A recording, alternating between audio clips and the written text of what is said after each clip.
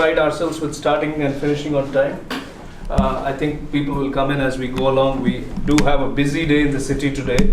We have reciprocity, I'm told, over the weekend, today and tomorrow, and we have the Urur Alkat Kupam Vida also happening today, plus a host of other events that are happening. But we'll get started. It's going to be a beautiful conversation today. And welcome to the Wandering Artist. Those of you who are new to the Wandering Artist, this is the most happening performing arts space in Chennai, set up last year by Kaveri Anna, who's right there at the back, always very quiet, but our most willing, supportive host. And this beautiful facility has been offered by her to us on the second Saturday of every month, where we host the Artist Soul series. Now, we bring artists into conversation here because we believe that for Vani and me, our higher purpose in life is to inspire people to be happy. We are continuing to go through a very difficult and cathartic phase in our life. We're dealing with a prolonged bankruptcy for about a decade now. And in this time, we found that it's probably the most intelligent thing to do, which is to be useful to people than to only try to be successful. So success has been evading us in a worldly sense, but we've been putting our time to good use, and we curate 4 different events across the city, all of them aimed at inspiring happiness. The Artist Soul series is special because artists are people who have found what gives them joy and have had the courage to go after doing it. And they are, as Rumi, my favorite poet, says, they are operating from, these are my words, not Rumi's, they are operating from their core of sacredness. That is his word, divinity. He says when an artist follows what gives them joy, then something, these are his words, something opens their wings. Something makes their hurt and boredom disappear. And he says that someone fills the cup in front of them and they taste sacredness. So beautiful. So artists here, whoever has come into our session here, and whoever has had the willingness to come and share their journeys with us, have enriched us with their taste of sacredness. We've had Viku Vinayakaram open this series for us. Then we had P.C. Ramakrishna, the Dhananjayan couple. We had Nartaki Natraj, the transgender superstar dancer. We had Arundhati Subramaniam, the poet. We had Victor Paul Raj, the lighting expert. We had Srikumar Verma, the author. We had cartoonist and artist, painter, Keshav. So we've had and we had fashion designer, Rehane. So we've had a beautiful array of artists over the last year. And this season, we opened in season 2, which is last month. We opened it with a tribute to Amitabh Bachchan, which I hosted here. We couldn't get Mr. Bachchan, so we got his devotee, that's me. And some of you were in the audience, and I'm sure you enjoyed that offering from a devotee to the Big B. This evening, we have a very, very special, acclaimed artist who I personally love a lot, which is Swarnamalya. Now, Swarnamalya is well known, but I'm going to tell you why we invited her to be in this conversation with me. When she's a dancer, she's a dance historian, she's a scholar, and she's an actor. That's the way the world knows her. She's very accomplished, but I know her as a little girl. My father-in-law Venks taught Vedic chanting on weekends and on holidays. And Swarna would always be at his chanting classes. And because some of them were hosted at home, we got to know Swarna. My children got to know Swarna. Even today, my son Ashirwad, when I spoke to him in San Francisco, he said, "Say hi to Swarnapa." So they all remember her as the Raka who used to come to learn Vedic chanting from Tata. That's how we know. So when my father-in-law, Venks, turned 80, Swarna reached out. She was keeping a very busy schedule. This was in 2011. She was keeping a very busy schedule. She couldn't be at his 80th birthday. But she took the time to record a video message to her chanting guru. And of course, he was also the principal of the school where she studied, so she had another reason to call him a guru. But she made the time, and it is such a very moving, powerful tribute, which brought tears in his eyes as he listened to it. The whole family gathered around and we listened to it. So, to me, Swarna is a very genuine person. And she's an artist, but as a human being, she's deeply compassionate and a very genuine person. And in the Artist Soul series, what we try to do is we explore the person's journey. We just don't look at the aura or the achievements alone. Of course, they matter. In a real world, all these things matter. But we go deeper there. That's why we call the series The Artist Soul. Many of you know Swarna, but I will quickly sum it up. We are also recording this, so it will be useful on the video. She is a disciple of K.J.Sarasa, the legendary K.J.Sarasa. She's K.J.Sarasa from the age of 3. She's been groomed and mentored by her for 28 years. And I'm sure she will talk about it. I think it's a great blessing to have your guru's grace in the real world for a 28-year span, which is phenomenal. And then she did her sociology in her undergrad. She did a master's in Bharatanatyam. She did a PhD researching on dance in the Nayak era. Then she did her Fulbright fellowship.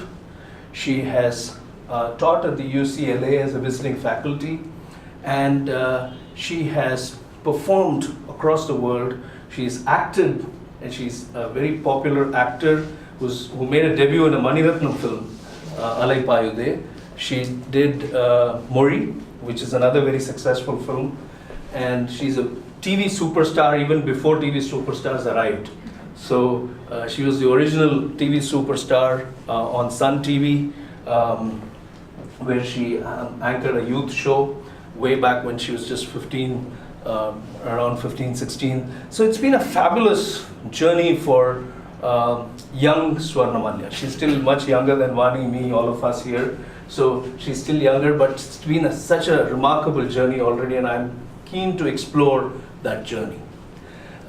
She's won many awards, but I think from where I see it, if I were to spend time reading out all the awards and all the accolades that she's received, we'd probably take the whole evening.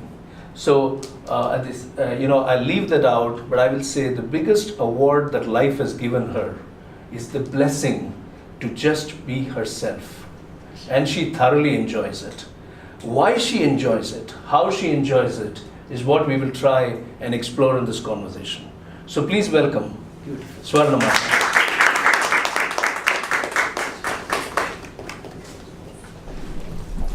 Yeah.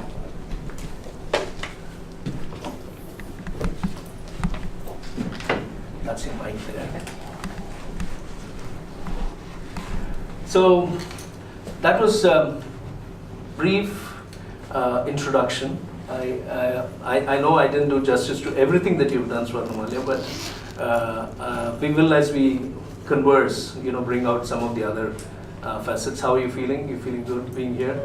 Good evening, and this is working. Thank you so much for your very generous words. I'm overwhelmed. They were very genuine. If they appear generous, it's fine, but they were very genuine. That's exactly the way I feel about you, and Vani feels about you, and We are so delighted to have you with us today. Thank you so much. So let's start the conversation. The way we will play this around is we will have, for the next, I'm timing it here, so for the next 50, 55, 60 minutes, we'll have the conversation between Swarna and me. And then we will play it back to the audience for your thoughts, your questions, and then we will close sharp at 8:30, as we always do with all events that we curate, right? Excellent. So this is not going to be exactly a biographical journey, though it might pass through that, through that framework. But I'm going to talk to her more about what she has learned on this journey. So my first question is on her dance itself as an art form. So very few people get an exposure to a guru such as Sarasama, and that too at an age of 3, when you're still making sense of the world. I think you're trying to understand your parents, you're trying to understand your home, and that's when you meet your guru. So I infer from whatever I've read that it is not as if you chose dance. It is that dance chose you and gave you the blessing of Sarasama, and it grew on you. So talk to us about this whole experience of being under her tutelage and how that actually made you the dancer that you are today. Now looking back, I think I'd agree with you that perhaps dance chose me.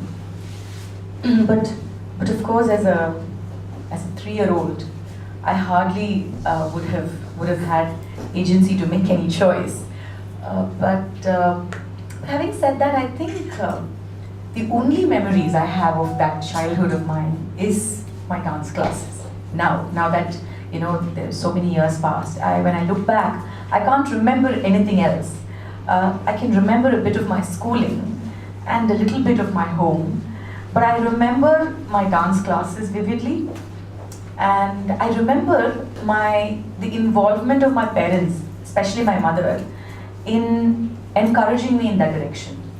Because every time, I don't remember making a conscious choice of wanting to take dance seriously. In fact, I keep asking myself that question. I keep asking myself why I chose dance. I mean, if I ever chose it at all. But I don't think that was ever a conscious moment. Because from where I see, my guru was in so many ways becoming such an integral part of my growing up.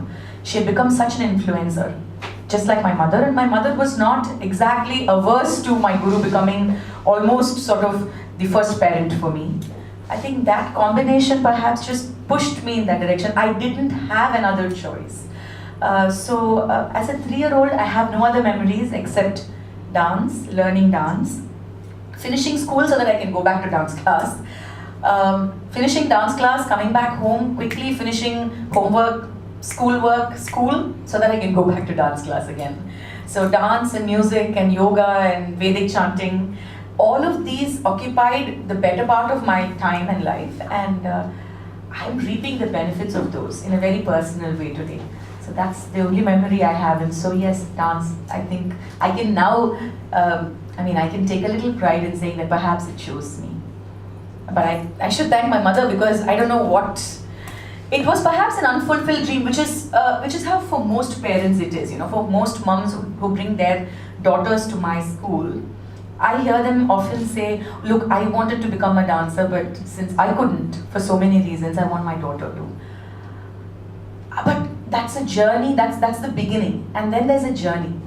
So how much a parent can pull through and how much a daughter can come along, I think that's where the story lies. So I thank you. That's a nice way to start. Very lovely perspective you shared there. I want to delve in on that a little more. So let's move on. Let's say you are now closer to 10 years of age, okay, and you're beginning to make more informed choices in life, right? Many people have this tendency that because the parent influenced them, they take up something. You know, let's say a child plays with a keyboard, then the parent immediately concludes that this is what the child is meant to do. This is the calling, and they put the child in keyboard classes. But then over a period of time, the child probably is interested in cricket or wants to try other things. Did you try other things, and did you come back to dance? How did dance or Sarasama draw you back into their fold? Or was it a very organic thing that happened? It was not anything physical, it was not anything metaphysical, but it was just happening on its own. I agree with you. I know children have a lot of distractions, but speaking for myself, like I said, I don't remember doing anything else. I don't remember ever being distracted. I didn't have other distractions. Going back from school at 3:30 and back as a 10-year-old, all I can remember is running to Mandavali class from my home. Walking, you know, she used to teach me the Kulukku Nadai, which is so special to the Varur Bani, and I used to practice that either on the rickshaw, if the rickshaw man to his dismay, or I'd walk all the way doing Kulukku Nadai to my school, dance school, and people would be staring at me. And I'd come back at 9:30 at night. Only if I had music class will I come back a little early. My parents never asked me to do homework. They never pressured me to be the first rank holder. Although at some level I was studying okay. Even if I did get the first rank, there was only there was a average reaction at home. As if I would say flunk an exam, which thankfully never happened too often. But so I don't remember having other distractions. I think Sarasama occupied my life. She had taken it over. She'd taken over so strongly that now looking back, I realize how amazing it is for a guru to just take your life over. If that is not guru-sishya relationship, I can't think of anything else that can be like that. You know, that sort of completely taking charge of your life. Without spelling it out in so many words, you know, she was never that kind of a person. She never ever sat us down, and today I do that all the time, you know, asking people to take dance seriously. She never said any of those things. She couldn't, I mean, she had 300 students. So, wow. You know, yeah. Even when you were with her? Yeah, she was a superstar guru. And, you know, all of us used to vie for her attention. And the only way you can get her attention is if you dance well. And you know, and she used to be so funny, and there were so many amazing moments in class. So everything I needed, I think, was there. It was sort of a packed, interactive space. So I didn't have any distractions. I never wanted to watch movies. I never wanted to play the keyboard. I didn't know these things existed. The only other things that I did were aiding my dance, which was learning music or learning Natyavangam or doing yoga. Momentarily, I wanted to learn Odissi, which I did for a few years, and even then, it was never to give one up and learn something else. It was only a tag along.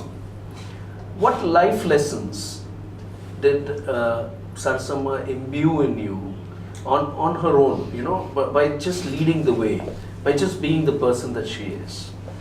And here I'm asking you to be yourself now and look back, for us to get an idea of how a guru impacts a shishya in a long-term way.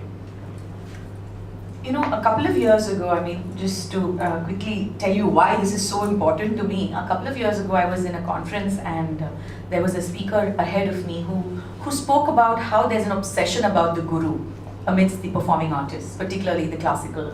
I don't like to call myself a classical dancer for the record, but you know, just for now. So the classical artists especially are so guru bound. And it had me thinking, because here was a modern thought, and here was a contemporary thought of how one must step beyond the vision of a guru perhaps. I did think for a moment, and then whatever I think again about my own guru and her journey in my life, her presence in my life, as cliche as it sounds, every aspect of my life is touched by her. And today, as and when there are new crises, there are new circumstances, I'm realizing where she features in those. She's no more. But you know, now I feel her presence more than ever. Now, as in the last 10, 15 years. So as when I was growing up with her, I hardly realized what an impact she's having in my life. And the lessons I've taken from her are so many. Everything from the way one conducts oneself, the way we dress, for example, the way we talk. I think the most important lesson perhaps that I have taken from her is that she's a single, independent, feisty woman who was the head of a family of 7 women. Wow. But that never was what she wore on her sleeve. She never walked around saying, look, here I am taking the burden of my whole family. She did it with so much ease. Although sometimes we'd listen to her cribbing about it in a very funny way. But she never once, thought of herself as this, achiever, or, she never brought her problems to the fore to speak about it. And to me that quality is amazing, that strength. All you saw in her was her beautiful, like Jadipu and her Mukuti and Pattupodava and that amazing sense of humor. She'd have all of us rolling on the floor and laughing all the time. And behind that was this strength. And I think in not showing that strength, she was more strong. And that's something I consciously sometimes try to do. Beautiful. It's amazing that you so vividly describe this person and the impact she had on you. And I think that brings us to a very important learning, that a true guru is one who does not prescribe, who does not instruct, who leaves things there for you to imbibe, for you to infer, and for you to reflect on. She's no longer there, but look at the reflection, it's so powerful. You were just truly blessed. So just as dance found you, the blessing of Sarasama found you, right? And it's still there, and I'm sure in some way these waves will carry it back to her, this tribute that you just paid to her. Beautiful. Let's come to a more, so I just used the word tribute very spontaneously, but that prompts me to ask you a question, which is your actual tribute to her on the day of her passing. I read somewhere that you came back home and you danced. And you composed a song for her. So what made you do that? And in what was your thought process? Were you trying to deal with your own grief, or were you trying to think of it as a celebration? How did it happen? Because I think this way of offering a tribute to a guru is very unusual. It's very beautiful. So I just want to understand your thought process at that time. You see, one of the most striking things about Sarasama is, like I said, her never say die, sort of an attitude. I mean, she was such. I can just say, when her physiotherapist would come, she refused to see him in her nightie. She refused to come out and meet Professor C.V. Chandrasekhar sir, who would come to pay his respects to her when she was sick without her diamond mukuti. That's her. Okay. Just to give you a picture of how impeccably she wanted to present herself. So in the last few months of her life, I had seen her suffer physically, although she was braving it. So to me, I finally found the human within this woman who was frail and who was ailing, and who in many ways I hoped would have a peaceful end. And even at those moments, the interactions that I had with her were extremely, extremely precious, in the sense, I just to cheer her up, she wouldn't talk to anybody for days because she was upset that she was sick. So everybody called me and said, why don't you do something? So I went and I said, okay, I've composed a new jati, can I please tell you? So she just nodded her head, and I started reciting this jati. She heard it, and then she said, Romba nalla irukku, neeya panna. So, that brought her back to, life. So, moments like that, And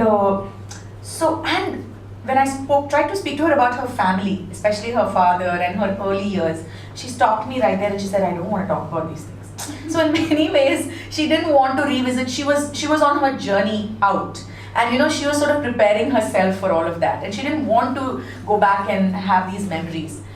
But one of the things that always haunted me was how she of all the things, I mean, she's had so many awards and she's such an acclaimed guru, she's left such a legacy behind, but somehow she wanted the Padma Shri. And nobody ever thought of giving K.J.Sarasa, Kalimamani K.J.Sarasa, a Padma Shri. But of course, we live in a land where AVIS Viswanathan was also not given one, so I'm making my peace like that with it. You see, so when she passed away, I was upset that here was a woman who needed to be celebrated more. But in many ways she was celebrated, but in some, especially where she desired, perhaps a few things didn't happen. So when they took her away, and I came back home. I came back to my dance class. Actually, I didn't feel like going home, and I sat there by myself. And I knew that they were going to put her on that funeral pyre, and I didn't know what I could do. I was so helpless. I mean, she had given me so much in life, and I felt extremely helpless. So out of that helplessness, I said, okay, I'm going to give you a Padma Shri. I don't care whether this government or whoever is going to give you one. And you are to me, my mother and I, we always admire her beautiful complexion. She was sort of dusky and she used to wear all these amazing color clothing. And she was a fashion icon in her time. Even now I marvel at all that. So I put all of my vision of her, of how she was a people's person and how her students are her Padma Shri. So all of these ideas, all of these, unrequited desires that I wanted to do more for my guru. But then also that fulfillment that she had more than that. All of this sort of brought that, and she loved Shankarabharanam. So the last 10-15 days of her life, I had played a lot of Shankarabharanam, sung a lot of Shankarabharanam for her. So I brought all of that together in a very, it wasn't thought of, I was just sitting by myself, and so I just sang the song. It was not composed. I refrained from calling myself a composer, but I just recorded it because I wanted it to be an offering to her. So that's how that particular kriti happened in Shankarabharanam. For her, where in the last Sharanam, I just say, you are Padma Shri. It's in Sanskrit, so I say, you are Padma Shri. You're in the heart of the lotus of our heart. So in that sense. Fantastic. So you actually, the song just came to you, and you ended it with that offering from you. Shamale is how I began because she's dark skinned. Shamale Sarasija Lochani because she had beautiful eyes. Hasite, she was always the one who'd smile. Hasite, something else, I forget now. But okay, but that's how it happened. And this was in 2012, January. January 2nd. Thank you for reliving that time and sharing with us. So there's the Guru Sishya bond that has made Swarna the person that she is today. Do you want some more? Oh, okay. Sorry, keep a glass.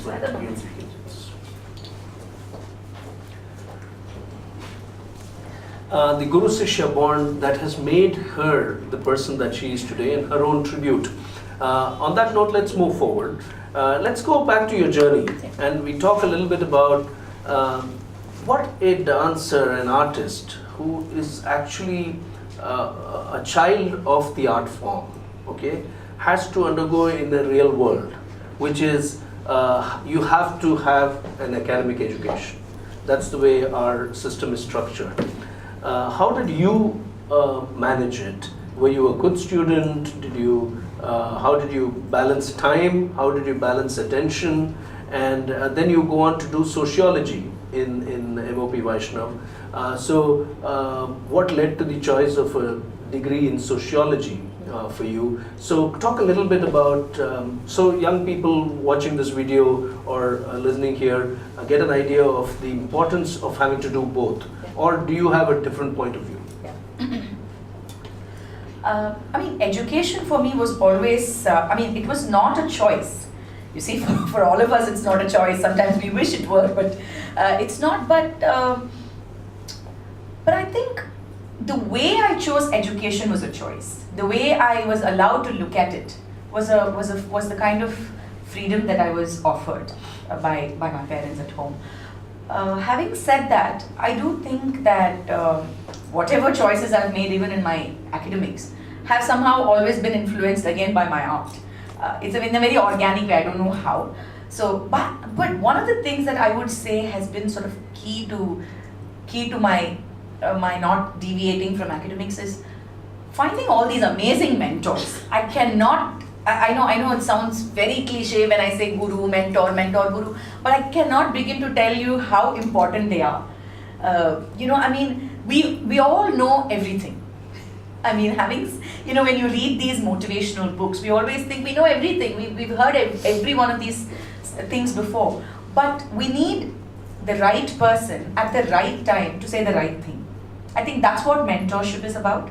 So it's not as if I did not know about sociology. It's not as if I was not a people's person, and it was not as if I didn't have the aptitude for it.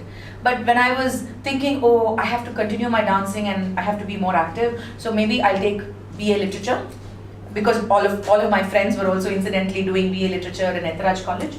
Dr. Nirmala Prasad, my mother's friend, she said, what is wrong with you? You have aptitude for humanities. Why do you want to just go do something because everyone else is doing? I know this is a new field. Sociology in 1998 was absolutely new. People thought it was for all the failures. I think in many ways people still think that. I mean, they don't realize the importance of humanities enough. So she was the one who said, do it. Venkatachalam sir, in school, I was a good student, in the sense I was a good student who the professor or the teacher could rely on. I would never let them down by failing or all of that. But I was not a good student in terms of attendance. I always fell short because I was doing 10, 20 things at the same time. And my mother would always say, why do you want to be in that rat race of 10 standard, 12 standard? So go ahead, do everything, but make sure you study so that. And that's what Venkatachalam sir said too. Thanks to him, I had a hall ticket.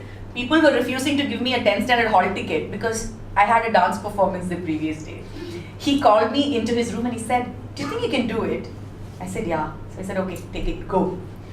So those are the moments, those are the kinds of mentorships that I absolutely cherish. But for that moment, but for Nirmala Prasad, but for Venkatachalam sir, I think a lot of my dreams, a lot of my life, a life journey wouldn't have happened. So give the full credit to your mentors. And trusting parents, right, who wouldn't sit on your neck because if you get 30 or 60 or 80 marks in one exam, it doesn't mean you're supposed to get the same in the next. So allowing you a second chance, allowing you multiple chances, I think that's life, right? So they taught me very early that it's in my hands. I can improve, but even if I don't, then I still have another chance. The point she makes about mentorship and the mentors coming in at the right time has got a lot to do with the inscrutable design, which is the student, when you're ready as a student, the teacher shall always appear. And I think the right people come into your life if you are tuned in to the universal energy. And I think her energy was phenomenally in sync with the art form of dance. And therefore, for the dance to happen, the other things had to happen. You cannot live in a world where your academic system is dysfunctional. You need both. So the mentors arrived at the right time, I would say that. But there were also great, leaps in two different directions. One was television and the other was films, which happened in your teenage. Early on in your teens, I realized that you anchored a very popular TV show, Ilamai Pudumai, for Sun TV, and you ran that show for 7 years, which was a record by itself. Anybody at that impressionable age with so much of fame, popularity, could have got waylaid and got distracted and flown away. Nothing wrong with that flowing away. You could have probably been the most well-known face on television. You're still a very leading television actor, but you could have been owning that medium. So the one part of the question is, how did you rein yourself in? Or was it again organic, or did you go with the flow? And then something magical happened, which many people in the industry would give an arm and a leg to happen, which is Mani sir called you, Mani Ratnam, and after watching the show and gave you Alai Payude. You don't get the lead role, but you get the lead role, heroine's sister role, and you still take it up. And one would have imagined that after Alai Payude, Swarnamalya is the reigning queen of Kollywood, or maybe in the next decade or so you would have made your name. But again, you don't do it. So talk a little bit about those two opportunities and how you kept the focus on dance, or how dance held you back, or did it happen that way? Yeah. Well, actually, I was resisting everything else. So, contrary to being distracted by everything, I think I was very conscious not to get distracted. Or, I mean, not even the fear of distraction, it was just the obsession with dance. So, I had my eyes nowhere else. Right at this time, I also had a highbrow view that dancers and classical artists are some sort of pedestaled human beings, So I used to walk the earth thinking that they're all mere mortals and we are artists.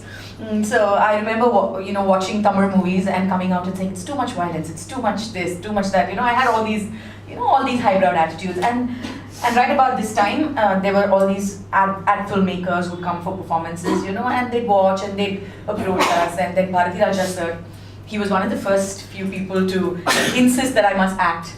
Then Mani sir's older brother, Charu Hasan uncle, he was a family friend and he had watched me perform. He called him and he asked me to act in something and I flat refused. And he said, look, mark my words, someday it's going to happen. So I think he almost cursed me. He said, it's going to happen, you refused, but it's going to happen. So I wasn't holding my breath though. So when Mani sir and then Ilamai Pudumai happened because it was school holidays. So I had that extra time. And I had my dance classes going on, and my entire family had gone off for a yearly holiday, and I refused to go because I had dance class. And so I think around that time, because I had some free time, I started doing this just for fun, just because I had time.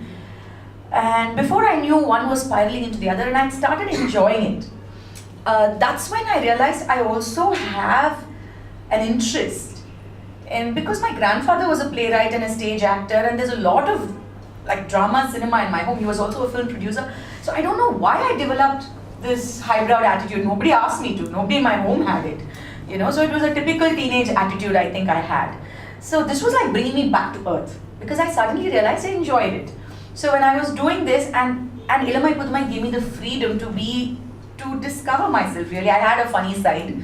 I had tremendous digestion for bad jokes, which was what that whole thing was, BJs, right? So I enjoyed being funny and quirky in front of the camera, and suddenly overnight, this was all catapulting me to a different space. Suddenly I was a known face, and I was entering college, and people were looking at me with disdain. So the more disdain and the more rejection I had from my peers, the more I realized I was doing something meaningful. So in that sense, it was all happening together. And when Alaipaide was offered, I walked up to him and I said, look, I have my first year university exams. Will you allow me to attend? Because that's my caveat, if I have to act. He looked at me and he said, we're also people with some degree, so we know what to do. Because a couple of others were offered me big roles, like heroine roles in movies before that, big films, had told me to drop out. And they said, you want a degree, I'll buy it, 5,000 rupees, I'll give you can just hang it. I said, no, I want to study. They said, what's wrong with you? We're offering you a heroine role against such a big hero, this, that. I said, no, I want to study. I don't know why I always kept saying that. And Mani sir, until a very long time, because after that also I had been, of course I had refused to act in movies after that, because it's too much of my time. That was always my thing, because my time had to be devoted to my dancing, and then to my academics, and then to other things. So this gave me little time. So, but he would find me, in one way or the other, he made me do a television serial based out of Chitra Banerjee Devakarudi's novel. So, we were doing all that. So his thing was, you're always studying. Do you ever pass these exams? So I told him, I'm not doing the same thing, I'm doing different exams, by the way. So, in many ways it became a joke. But the more it was being made fun of, I think the more determination, because I felt like it became my identity to somehow keep studying all the time. I don't know what that is. So that's how Ilamai Pudumai and Alaipa. So through Alaipa, the PC gave me such a hard time. He wouldn't let me go from shooting spot. 10 o'clock exam, 9:45, he'd be putting a shot on my face. I'd have tears. And he'll say, yeah, he'll keep calling me Purni, which wasn't my name, so I wouldn't respond. And he'd get upset and I'd get upset. But some 9:55, they'll let me, and I'll run with my makeup and my sari, that same whatever costume, to the exam hall, where my professors would just would just roll their eyes and say, really, you exam, college, why? Wow. But I sat there and I wrote that exam. I wouldn't be there to collect the answer papers. I wouldn't be there to attend the classes, but I studied on my own and I went for that exam. I wanted to have that college experience. I didn't want to do long distance. So, all these things. So I was negotiating through a lot, but in a very fun way. None of it was like thought through, and it wasn't like, an organized, systematic way, but it's just in a fun way. Two very important learnings here. One is she uses the word obsession. She started by saying she was obsessed with dance. I would say obsession is a right word, but a more profound word is immersion.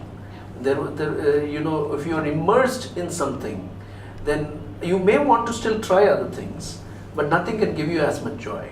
And so dance did that to you. And the other learning is that when people looked at her in disdain, she actually, instead of feeling depressed or dejected about it, said, let them, perhaps I'm doing something meaningful, right? And I think that's a very important point to understand. It's as much true in the world in which you grew up, in the world in which we grew up, and in the world in which some of these young people are growing up. If you pay attention to what others have to say about you, you will stop growing. You have to do what gives you joy. And that, to that extent, it's always right to be selfish, because don't compromise with that part. And that's what we learn from your journey. So you kept yourself rooted to dance while trying the TV show and trying the acting part. You do talk a lot about the negotiations you had on the sets in order to write your exams. I'm going to come back to that a little later in the conversation when we talk about your second love, if I may say, which is education. We'll come to that. But I think everything takes a pause in your life with your marriage. So I'm going to talk a little bit about that phase. I think it was 2002, 2004, in that time, when here's a great dancer, here's a great TV anchor, here is a great actor who makes a debut in a Mani Ratnam film, and then suddenly she gets married and she goes away to the US. I remember at our dinner table, we had this conversation with Appa, whom she calls Venkatachalam, we call him Venks, myself, Vani, and Appa telling us that she's so talented. She is, hopefully, she will continue using her talent wherever she goes. When we, heard about your migrating to the US. So, in what circumstances did you, at a personal level, accept to make that decision to marry? And then, very interestingly, in 2 years, the marriage breaks off and you come back to India. How did you take that decision to come back to India? You could have stayed there, you could have done something else. Many people, again, would give an arm and a leg to be in the US, to get an immigrant status in that country. But you come back to India by 2004, 2005. So these two decisions, one to marry, one to separate. And you were still young, you were early 20s, 21, 22, 23. Many people are still figuring out what to do with their life, and you were thrust in this situation. So how did you deal with that? Actually speaking, I don't think I dealt with anything at all. I don't recall making any informed or conscious decisions. Like I said, I think I was very playful, and rightly so, because you're just 21 and so much has happened to you. The only conscious choices that you have made is to be truthful to the moment, in the sense that if you have to be on time to your class, you have to be on time for your shooting spot, you have to give your best, you have to wake up on time. So these immediate tasks were about as much decision making I had learned to do. It perhaps also had a little bit to do with the way I was brought up, right? I don't think my parents have spoken to me about the larger purposes of life, at least not at that time. Because I think they were also figuring out a lot. You know, parenting is also new to parents. Right. So it's not like as if they have prior experience. So I don't blame them or hold a grudge. But so they never thought it was important to talk to me about certain things. I mean, at least about life. So all these decisions happened. And sometimes most of them were being made for me, especially about marriage. I didn't have an opinion. And that's the problem. Because when you're 21 and you don't have an opinion, you listen to anything that's being said, especially if it's from your parents. And they didn't have a clue. So, so it was all, see, I think life happens. And it's taken me a good 15 years since to realize that it's after all life. And it's not everything is lost. You see? So when that happened, when they asked me to get married, to me, in my head, it was about finding a friend. It didn't matter whether, I mean, now to be politically incorrect, it didn't matter if it was a boy or a girl. You know, to me I was 21 and I had so much of attention on me, media attention, because I was very popular. I mean, everything I was doing was being written about and noticed. And you know, we were still in the age of tabloids. You know, today Facebook has broken a lot of that magic down, but Facebook and other social media, but we were still in that, you know, era where people wanted to pry on your private life. And so it was tough already. And then there were all these judgments that was coming from school and college. And I had just finished college, and my dad and my mom thought of this brilliant idea. Why don't we find you a companion? I said, okay. So that's all. It was just a very innocent decision by everybody. Well meant. Right? And so moving to the US was not a choice, it just happened. And you know, so we were saying, okay, we'll go and come back. So to me, giving up dance or giving up any of my other things was not something that I had spoken to anybody. It wasn't expected of me, was what I thought. Giving up other things might have been slightly, I mean, if it was still a social choice, I might have given it, but not dance. Because I didn't have another identity. And so when the roommate situation with a perfect stranger didn't work out for a 21-year-old, both of us, and he was also young, so both of us said, okay, you know, before it's too late, let's call it quits. So it was a very childish decision by a whole lot of adults, if I can say that. And we were the youngest of the adults, although we took the brunt of it. But it happened. But I don't think we should hold a grudge against anybody, because now I've realized that all of them were learning and they meant well, and you know, so so that marriage was not 2 years, it was just less than a year, and we came back. And I don't even think we thought it was important to give it a harder try. When it didn't happen, we just snapped and we just came. So that's how I came back. In my head, I was still dancing. In my head, I was still doing my things. My life hadn't changed. Only thing that was people were looking at me differently. Suddenly I was tagged as a divorcee, and I was tagged as, I was given all these extra judgments. That's when it hit me that something had happened to me. I didn't even realize that something had happened to me. Because when I met my mentors, they spoke to me like they've always spoken to me. Nothing had happened in my life. I was pushed down by perfect strangers, not by people I knew. That's a very honest answer. That's such an honest answer, and so true. She's being so genuine to herself and to all of us in this conversation. Thank you, Swarnamalya, for being who you are. I want to pick up two very important points she made. One is that the truth of the moment. I would go to the set, I would go to my class, I would respond to my parents' decisions by being truthful in the moment. That's all that we can do in any context. I think when we say we take informed decisions, we're kidding ourselves. You know, we can only be true with the data that we have with us at that time. And yes, you are very right. Parenting is an ever-evolving learning process. I don't think there is a perfect parent out there, and I don't think there ever will be. We are all learning. And at different stages of the child's evolution, we are still learning. So again, parents, it's so generous of you to not hold a grudge against anybody, because everyone is making those decisions based on those moments, you know, how they're feeling about something. The other thing is that life just happens to you.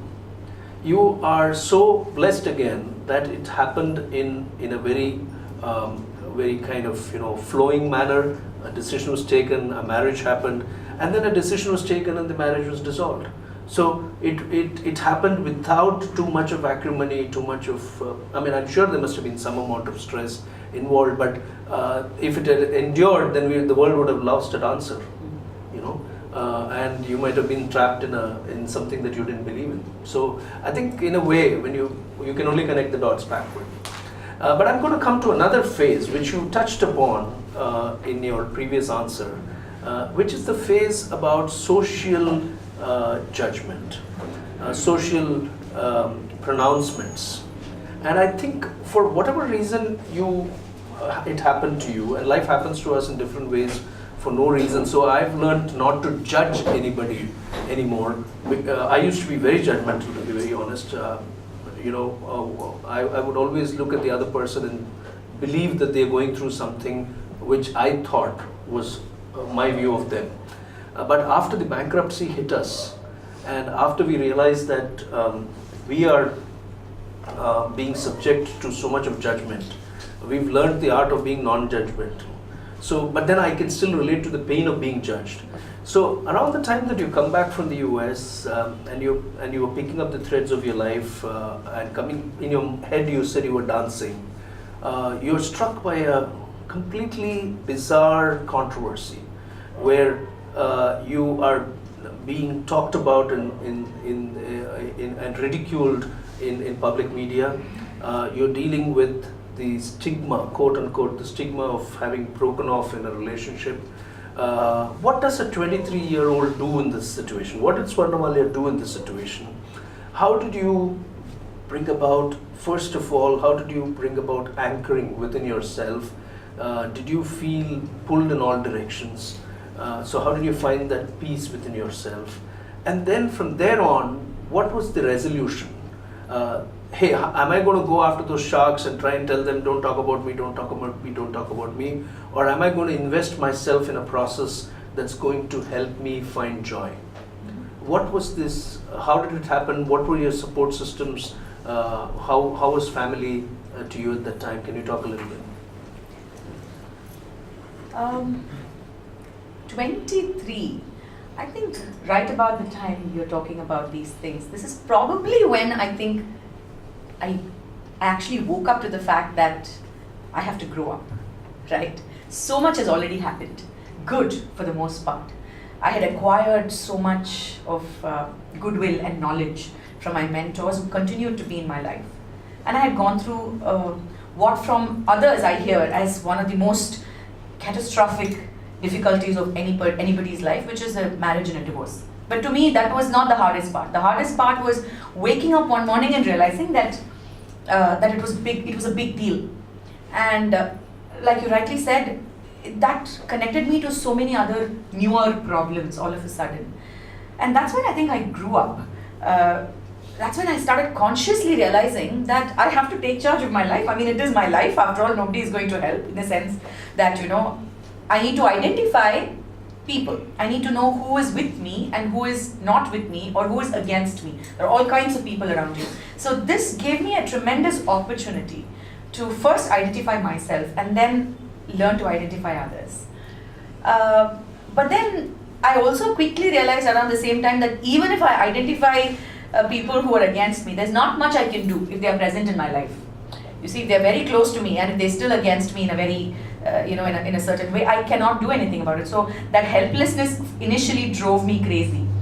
But then slowly I settled and I said, you know what, you cannot surround yourself with perfect people, because probably I'm not that perfect with others, right? So in all this, if I just have to zero in, refract from all of the garbage that was going around. I mean, I don't even want to talk about the controversy for the simple reason that it's a controversy. And so, it's going to have two sides. Even if I explain myself, there's going to be another side. So I'll leave better judgment to people. But in all this, one of the greatest things I realized was, that's when my mother was also growing up as a mother. She had finally realized that she needs to do some parenting. She was an amazing friend. But then she rose to this position of a mother and she said, pick up the pieces, go back, enroll yourself in an MBA program, Go back, enroll yourself in a master's program. You're 23, you're not going to sit around moping. Do whatever, pick up your acting, pick up your, lots of times people thought I wanted to come back eagerly to cinema and television. Yes, in a sense that it was coming back to life because you were at the verge of losing your life. And then you come back to it because that's the only thing you've known to do. And then you go back to educating yourself. That empowered me. I used to have all of these things being said about me. My head of the department in the college would give me, like these cold stares.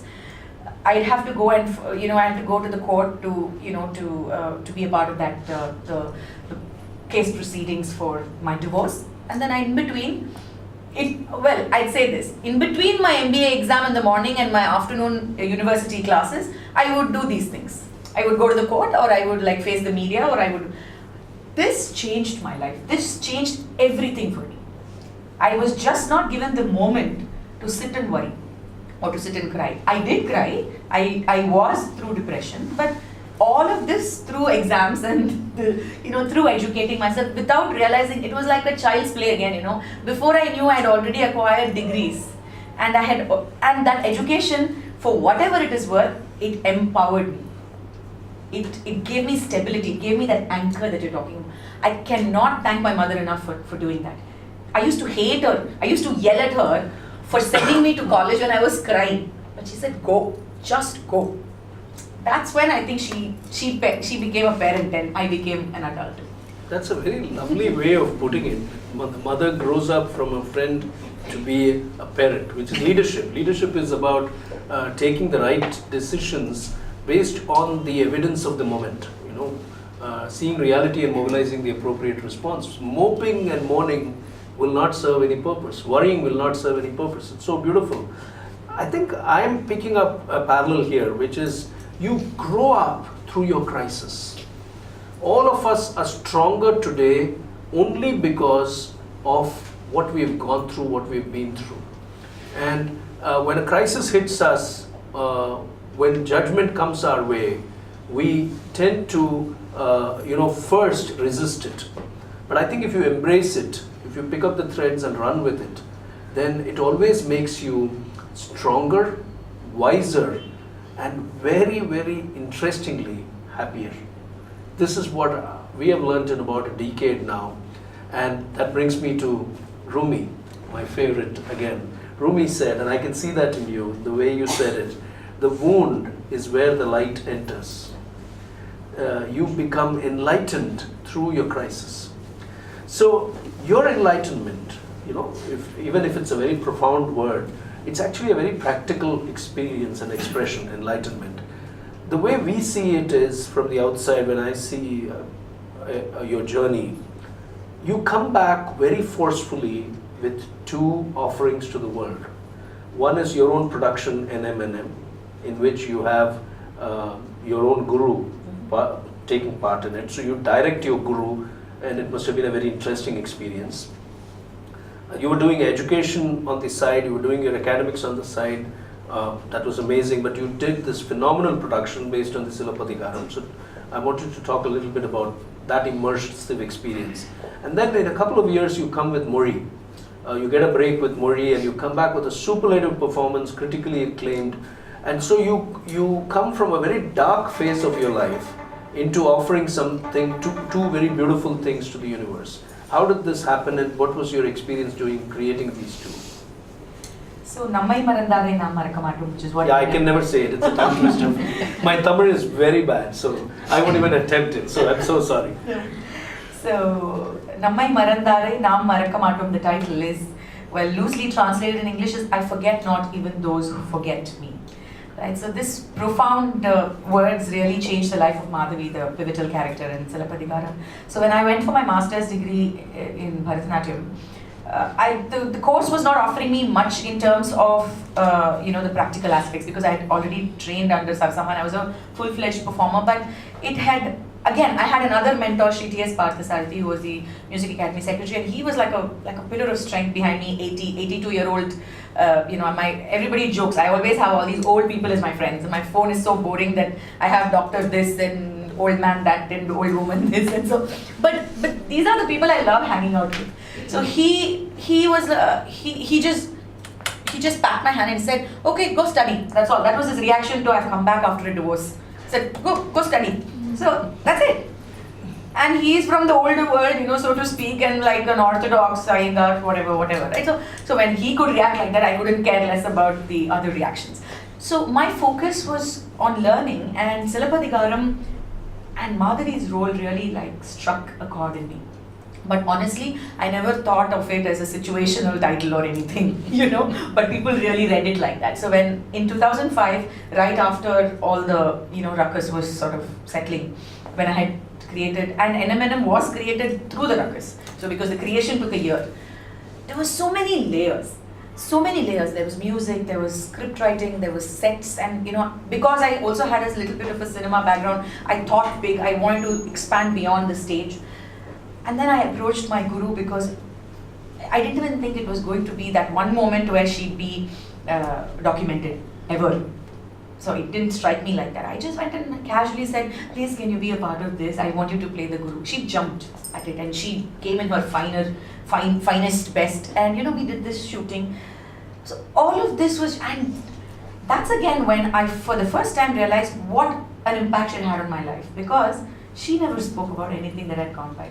For her, who had seen so much of life, this was but another, like a small obstacle. So you've crossed it, chalo, it's okay. Because she was the happiest when I said I'm going to get married, and she was the happiest when I'd come back, So she had come to act with me, and she said, you have to direct me. And that's when I realized, oh, so she's happily passing that mantle over. And she started calling me Neenga Vanga in front of everybody. I cried and I said, why are you doing this? Are you upset with me? She said, no, you have become somebody of your own. So if I, who's so close to you, respect you, you're going to earn that respect from everybody else. They would think twice before they put you down, if at all. So think of it as my sort of giving you that due that is required. And so she came on stage and said the most generous things. Now looking back, it is all of that stitched that sort of sutured my broken heart and broken life in many ways. And then through NMNM, and to me NMNM was a production. So it came with all its baggage of commerce and sponsorship and invitations. And so when you're immersed in the mundane, sometimes you don't realize that you're doing something larger. So it's helpful and then it's not also. So through that, Mori happened. And in films, you're in an easier place as an actor because you don't have the onus of having to produce anything. You're just there in somebody else's space. And it was a laugh riot. So the film itself, the making of the film healed me. I saw deaf and mute people up close in front and learning their language. All of this, I think, had tempered me, had taught me that there's more beyond life, more to life than, depression. Because that is a phase that I was depressed, I must say. I mean, this is a very closed audience, I can tell, or wherever. The idea of life can be so burdensome for a 23-year-old when you're struck over and over again. You get up and you're struck again. Life didn't think of it itself to be so cruel, I suppose, but it just did happen. So I was very depressed, and I did have very strong phases of depression. But through all of that, I still made sure I studied. She made sure I studied. She made sure I danced. She made sure I acted. So, you get up in the morning, you face the world, you open the screens of your curtain, and you face the world. And that's where I saw Sarasama in me. Because she, as a head of a 7-women family, you can imagine how loud that family at home would be. The class would be like one step away. Like there'd be fights between sisters. People would be flinging like ever silver plates at each other, and you can hear the clanging of that. And then she'll step out, she'll just make a little bun on her hair. Just that's it. And then no more talk about home. In the afternoon she'll say, and a coffee kudu. That's it. Her life would change. And she would be there in that classroom till 9:30 at night. So nobody knew how she resolved crisis except that she faced it head on. So I think all of that strength I had started discovering when I was doing all of these things, because I was dished out a lot of, but again, there are so many people who go through so much more, so I really have nothing to, but these are life lessons I think I have learned a little bit. Beautiful. I'm glad you shared it. I think we are, on one side our crises make us stronger, but she used terms which are so powerful, that it helps you stitch back, sutured back your broken heart. And the suturing happens when you go about your life as if the crisis is part of your everyday work now. So true. We like to look at a crisis, a situation that we dislike, as having to be resolved to move forward. It is never a process like that. You have to live with the crisis and work your way step by step, 1 inch at a time, not knowing which pebble is going to trip you over next. But when you do that, over a period of time you heal, and I think I can feel that. And you're a stronger person today thanks to that experience. And thanks to that experience of having learned this important lesson that you can't wish your crisis away. It's there, it's going to stay, it'll go away when it must. And you got to keep going, you got to keep walking. Today, a gentleman cried out of today's program, a very famous actor himself, Kavitalaya Krishnan. He said, Avis, I would have loved to be there because I admire Swarnamalya for being a strong woman. And your strength comes from that experience, as we can see. Let's move on now. I want to talk about the second love of your life, which is education. Just so that the audience is in sync with this question, I'm going to give you a little bit of background. So she does the usual schooling, then she does sociology in college. And when she is in the US, in that 1 year, she does a postgraduate diploma in acting for the camera, a program. Then she comes back, she does an MA in Bharatanatyam. She does a Fulbright scholarship later on, 2014, that was more recent. But you do an MA and you go to Dr. Padma Subramaniam and you learn Karanas from her. You go to Sita Rama Sharma, Bhagavatulu Srita Rama Sharma, and you learn Natuvangam from him. You come to my father-in-law again and you learn Vedic chanting from him. You are continuously obsessed with educating yourself. How does this thirst for knowledge arise in you? And do you feel quenched now? Do you feel complete now? So talk a little bit about why education is so important to you. Learning is so addictive. I mean, because I don't want to like extricate myself and say I'm some sort of an intellectual being. I'm not. But to me, learning is addictive also because it has seen me through all of this, and it's a safe haven. It's your anchor. It's the one place. See, I think the idea of intellectualism itself is a surreality, where you can refract yourself from your difficulties and problems and crisis, and momentarily suspend yourself in this world, where even your own problems can be intellectualized by you. What a privilege, right? I don't know if all crises can be dealt with like that. I still don't know. I mean, I still have some life to be led, and I don't want those kinds of crises, hopefully. But I think health and things like that, I think you cannot intellectualize because it's such a helpless space. But these kinds of problems where life and people are dishing out certain things to you that you find is unfair to yourself, those are that's where this education or whatever that you're doing, these activities of learning can sort of transport you to another space and even look at yourself in that sort of aerial view. So to me, learning is like that. Every time I go to a class, it's that 40 minutes or 1 hour or 2 hours of suspension. I only look at my teacher's face.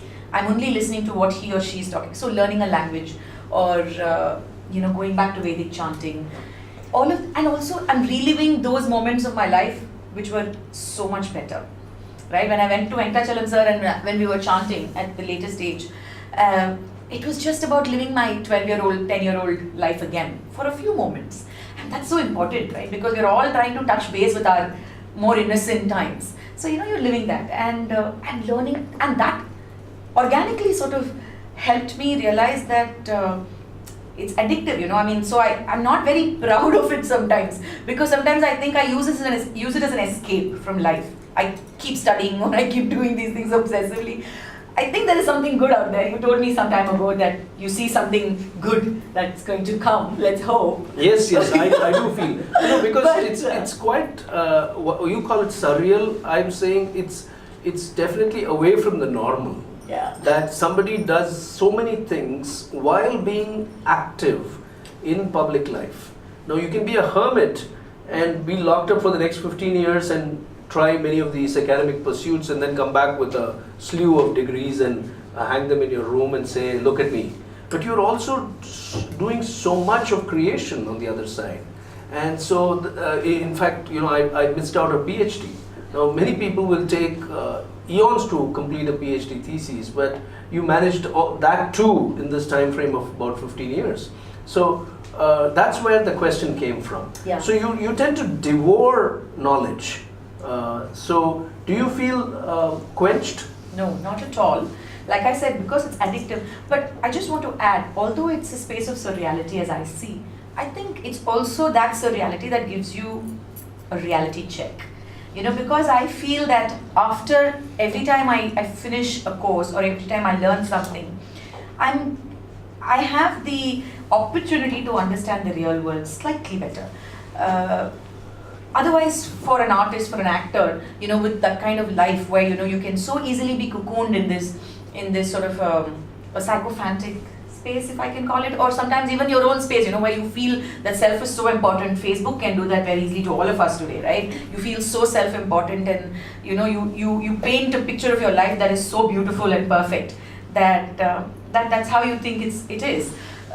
Which is good in some ways, but it also can be, so away from reality. So for me, all of this, going to a teacher, sitting with them, doing simpler things, very simple things, and them not being judgmental of me and just teaching me, becoming this medium for me was just a phenomenal experience. By itself, it was healing me. I still yearn. Every time a guru of mine or a mentor of mine passes away, I feel like a part of me is being chipped because I don't have that space to go back and reconnect. It's so important, it's so vital to have these people, because they hold you together. They're like the pieces of the puzzle.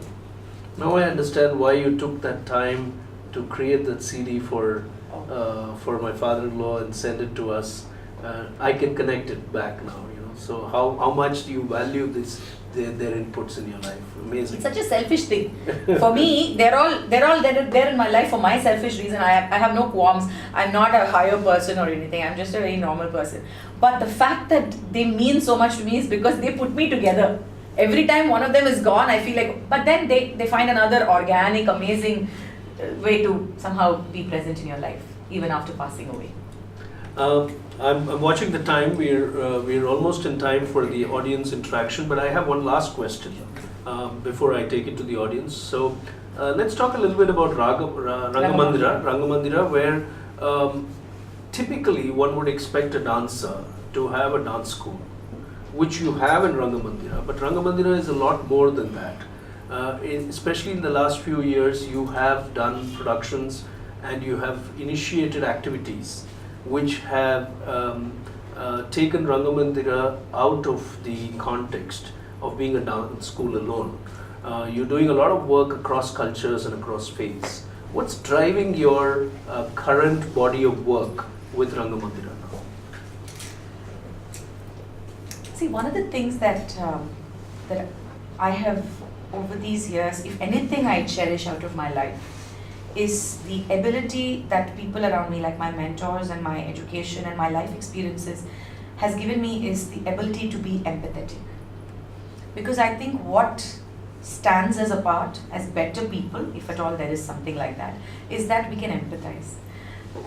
And I find that lacking most of the time in artists because we are in a very competitive space, especially in artists. So when Rangamandira started taking a better shape, and when I realized that I was mentoring young people, indirectly. So it was time for me to put all of these mentors in one space and give everything that Venkatachalam sir or this person and that person give. But not in terms of thirsting all that I learned on these kids, because they don't have to learn at Vedic chanting if they don't want to, because it's a freedom of choice. But the lesson to be empathetic, to be generous, to allow another person to grow along with you, these are values I think that are so important. It's more important than religion, it's more important than faith, it's more important than success and money, to me, right? So I discuss it with them. I ask them, do you want to be empathetic? I mean, it's okay if you want to be not empathetic, because that too is my empathy, right? So, but then we have these discussions with young people, with 14, 15, 20-year-olds, and we constantly discourse, and that's why the platform is larger. We look at young learners, you know, who want to earn while they learn. We look at dance as an inclusive medium where we use art to bring other art forms and other artists. We don't isolate and pedestal ourselves anymore as classical artists or as superior beings. We try and break all of this down as much as we can, and we keep trying at it. And that's how this whole interfaith, interreligious, intra-religious, whatever that we want to call it, all of these things are germinations from that. And my PhD thesis and from the attic, which was an extension of that, was sort of also a space from where I personally, but again, Rangamandra is not Swarnamalya. That I'm also very clear about, because there are so many mentors and so many of their imagery is there, and these young people also bring their own. I'm not a physics student, but I have young girls who are doing masters in physics. How do I accommodate their intellect? I can't thrust my idea of Aryabhatta or X or Y on them. I can learn from them. I can interact with them, but that's about it. So it's a knowledge sharing space. It's all of that. And more than anything else, it's a very inclusive space. And to me, that is the most proudest achievement, if any, that I can talk about. All my students, the entire space is very inclusive. We include everything, all genres of art, all kinds of people, and everything really, all faiths, everything. So in a way, are you democratizing dance? Is that happening very intuitively?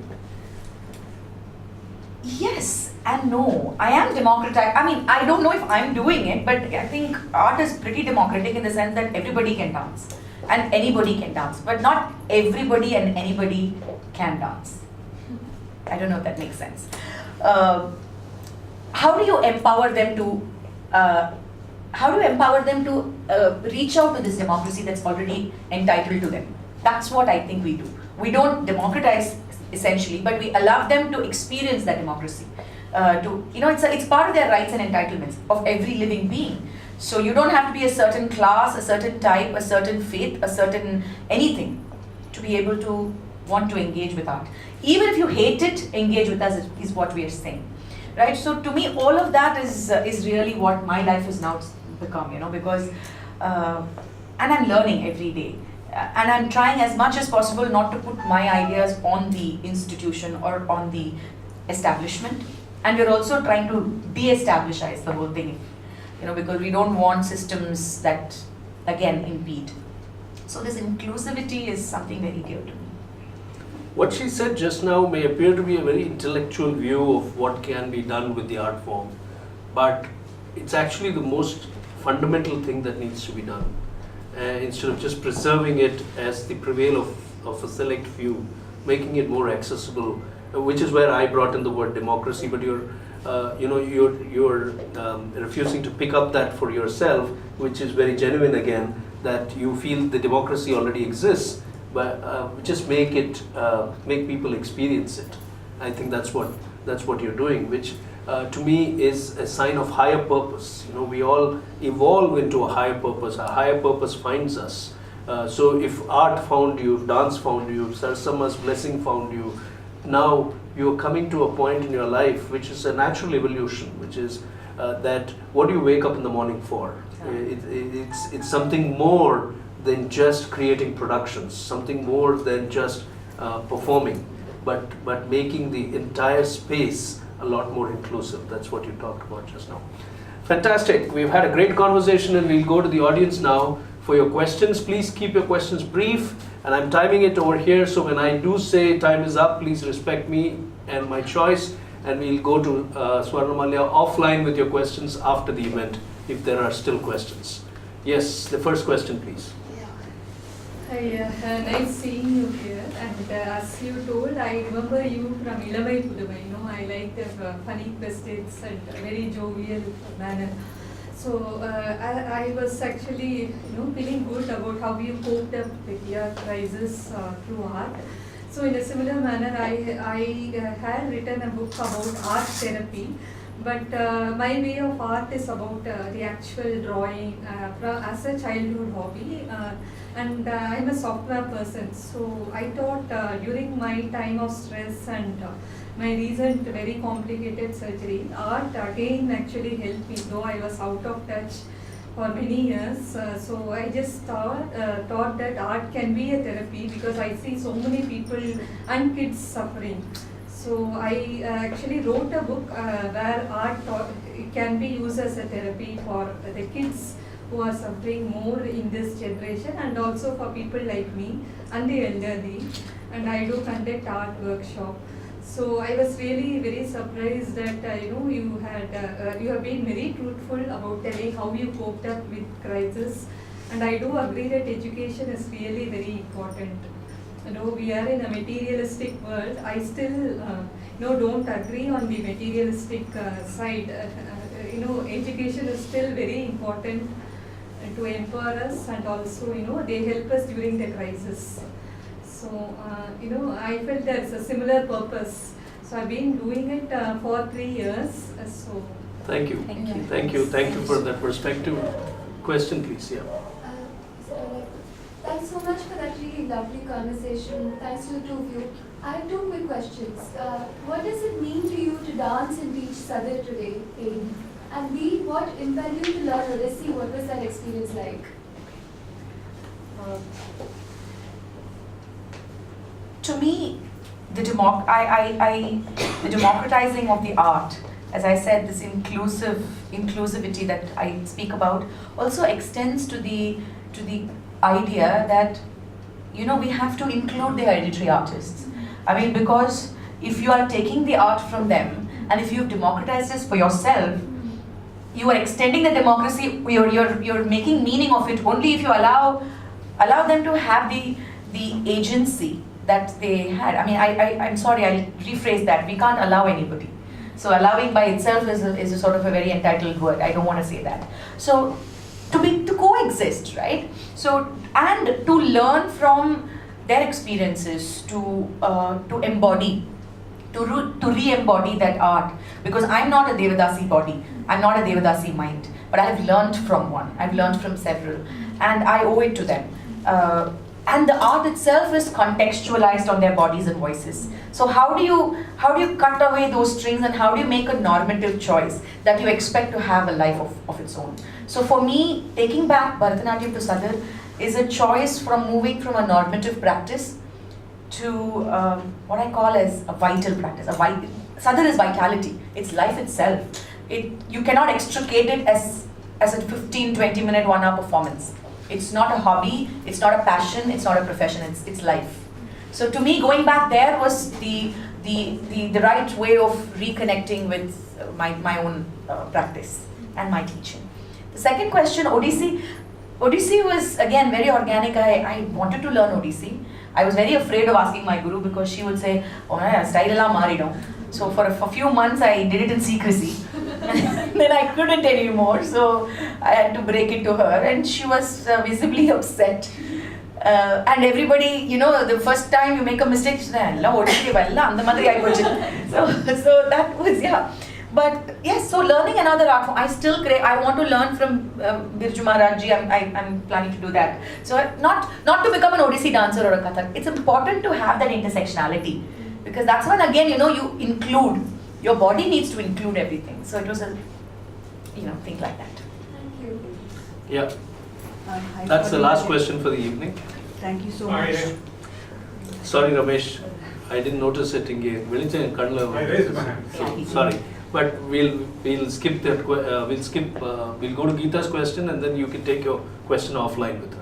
Okay, please You bear. mentioned about the importance of humanities and how you chose sociology.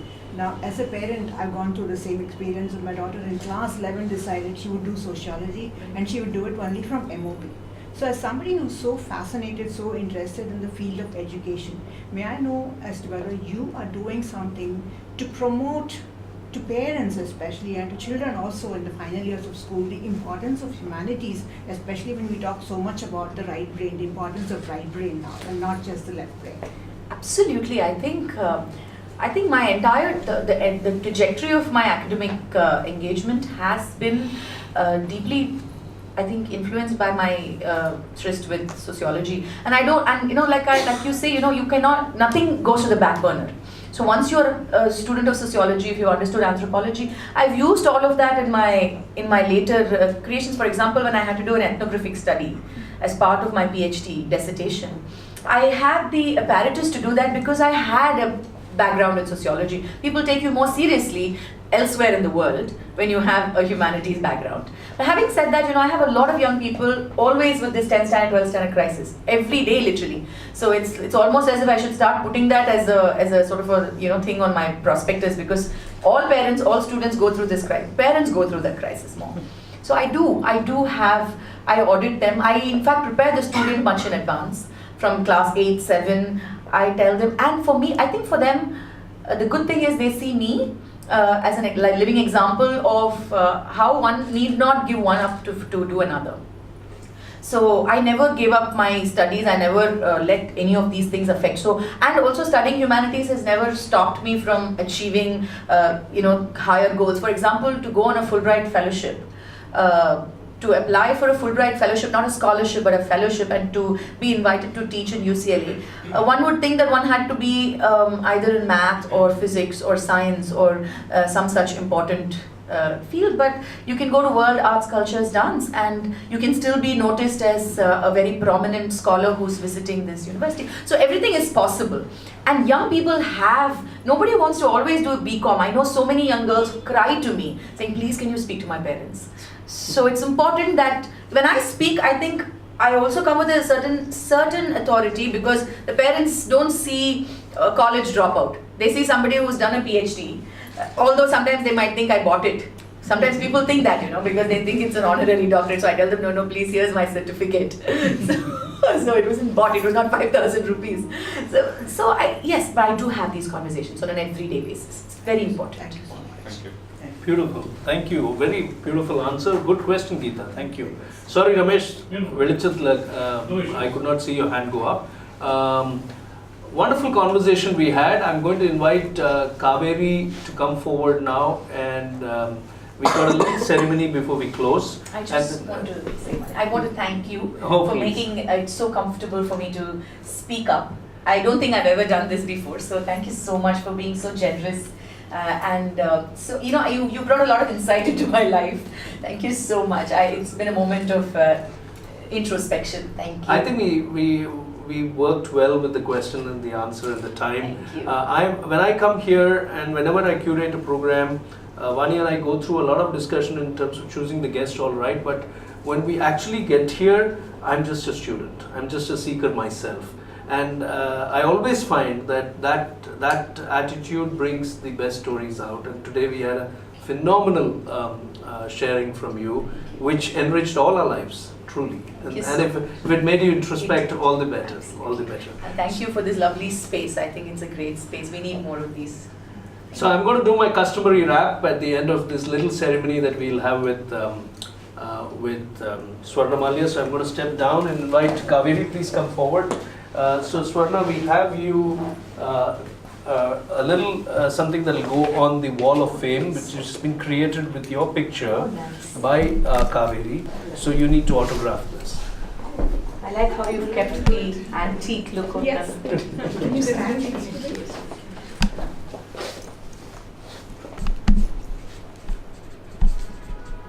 I'm just holding it up. It's Kaveri's work. So long name, I don't want to shadow the photo. Yeah, the date also. Okay. Today is 10th February. Thank you. Thank you. That's fantastic. So that is what she's autographed. This will go up in Kaveri's office for the moment. But she's thinking of a wall of fame where all our artists' pictures go up there, autographed by them. So we'll put it up here for people to see. And we have this little hamper for you from Wandering Artist. Thank you for being here. So I'm going to take it away, and if you could just come back there, we'll do a quick wrap and we'll close the evening. So my takeaway, listening to Swarnamalya and her journey, we could have covered a lot more. In fact, I really did want to go deeper into the Devadasi research that you did and the experience you had and what your takeaways, but we'll keep it for maybe round 2. A body of work like yours requires another longer conversation with you. But today, what I go back tonight with is a great sense of pride at having interacted with a lady who's followed what she believes in. Dance was swimming in my head, or some such things she said, where she has completely offered herself to the art form and has allowed the art form to take her along the way. That is what amazes me. And I take great pride in having known you, as a young student and then now as an accomplished artist, and I'm saying the best is still to come. And that is why I think Rumi said these lines, which are very powerful. It is only from the heart that you can touch the sky. And you are a person that only operates from there. You don't operate from here. You operate only from here. That's been the journey that you've had. So only from the heart you touch the sky. Ladies and gentlemen, give it away for Swarnamalya.